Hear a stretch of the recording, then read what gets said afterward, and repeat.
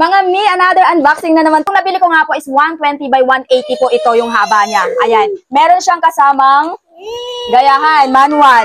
Okay, so ayan yung kanyang mga gamit guys. Meron siyang may foam, then mga walang foam. Okay? Plus may kasama na siyang hawakan. Ayan. And then ito yung kanyang yung mga gagamitin natin na magko-connect ng kanyang mga bakal. Ito naman yung pinaka cloth niya. Okay, ayan. Sobrang ganda nitong napili ko guys kasi color green siya, light green.